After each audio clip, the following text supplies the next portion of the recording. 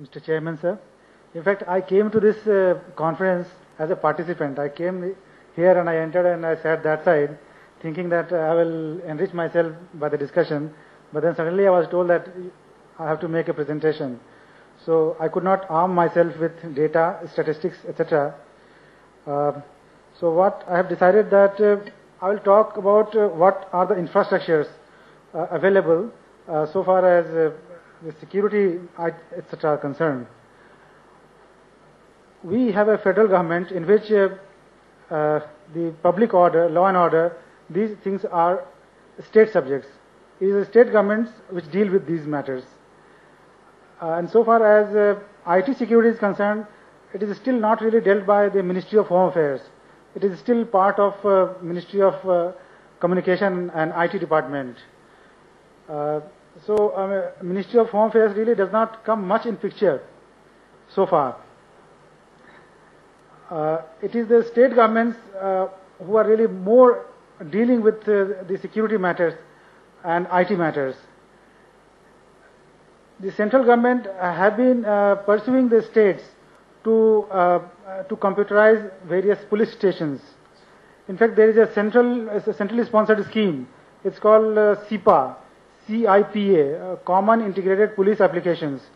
Under that, this is a centrally sponsored scheme. Under that scheme, we are funding the state governments to set up this CIPA network. We also help the state governments in setting up forensic laboratories. So almost all states and union territories now have forensic laboratories. Some of them also have cyber forensic laboratories. That is, the forensic laboratories not only have this chemical, etc., as forensic, but also cyber forensic. And as I told you, that CIPA is a very important scheme of Government of India, centrally sponsored scheme. And also we have Polnet. This is police network. This scheme was launched in the last, that is 90s, but now it is actually more or less defunct. The Polnet, it was envisaged that there will be a network which will connect all the districts, for data and voice, and below the district, that is between police stations and district, it will be only voice. We have Polnet. All the district headquarters are connected by Polnet, but the bandwidth is very low, so it is not really used very much. It is only used for transmission of some text, etc. It cannot be used for transmission of video. It is only used for transmission of text and some voice. So this is Polnet. This infrastructure we have, it is slightly outdated, and this central CIPA scheme we have, under which which are implemented in all the police stations. It has not yet been implemented in all the police stations, but it has been taken up in all the states in phases. We have phase 1, phase 2, phase 3. Most states have completed phase 1. That is maybe around 20% of the police stations now have this CIPA, and it is now standalone. Now it is standalone. That is, the data are entered in the police stations. They are not really interconnected now, but in the subsequent phases, these will be interconnected. So the CIPA will become a very, so far as the police investigation is concerned, CIPA will become a very important scheme. Because it is under the CIPA scheme that all the police stations will be connected and they will share information.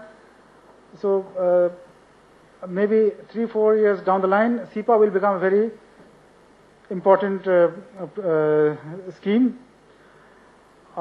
We also have a Directorate of Forensic Science under the Ministry of Home Affairs.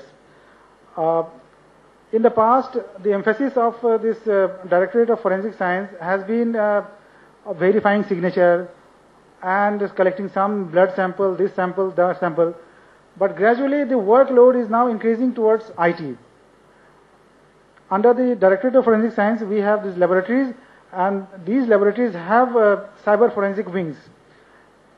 And these cyber forensic wings of the Directorate of Forensic Science, they now undertake a lot of investigation.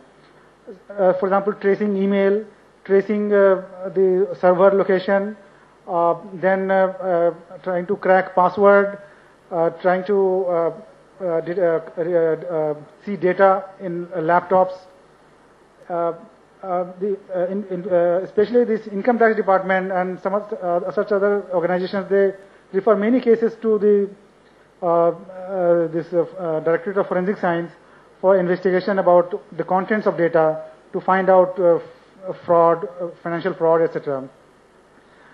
In fact, the demand for this cyber forensic has increased so much that we are not really able to keep pace with it. We have limited manpower under this cyber forensic.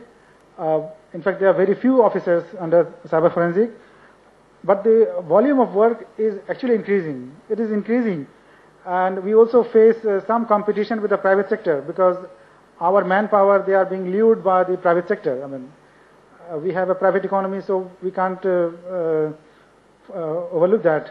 So there's really a need. We feel there's a really need to strengthen this forensic laboratories in the country.